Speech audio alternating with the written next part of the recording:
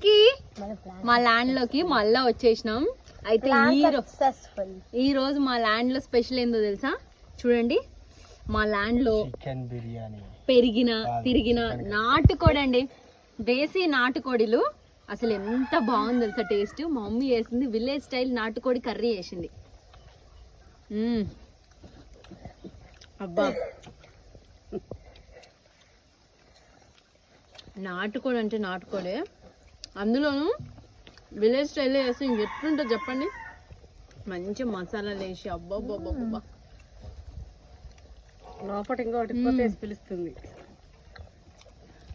ఇప్పుడే చెప్పాలంటే chicken piece అందుకోకుండా ఆ పులుసుతోనే తట్టడన్నం లాగిచ్చేయచ్చు.